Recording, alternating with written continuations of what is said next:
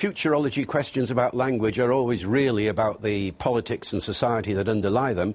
I mean, I think there are three languages that, depending upon what happens in the world, could take over from English one day. Chinese is one, certainly. Spanish is another. Spanish is the fastest growing language in the world at the moment, thanks to South and Central America.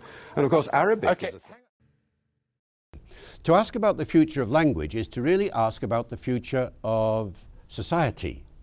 And futurologists are just as unclear about what will happen eventually as I am about language. Because language, you see, is global for one reason only, and that is the power of the people who speak it. Power always drives language. There is no other reason to speak somebody else's language other than you want to improve your quality of life, or you want to influence them in some way, or whatever it might be. I mean, the tradition in English, of course, English became global for a whole variety of reasons. First of all, the power of the British Empire. Later, the power of American imperialism. Later, in the 17th century, the power of the Industrial Revolution, which meant that the language of science and technology became English predominantly. In the 19th century, the power of money talks, and the two most productive nations of the world were Britain and America, both using English, so the language of international banking became the pound and the dollar, English once again.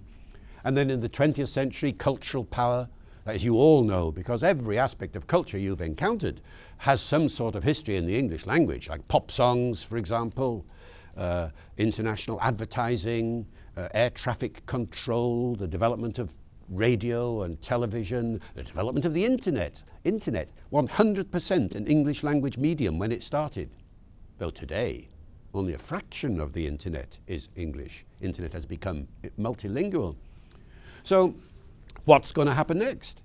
English will stay a global language as long as certain things happen. First of all, that the nations that are recognized as the most powerful nations in the world continue to use English, and all the other nations want to be like them, or want to interact with them, or want to sell things to them, and so on.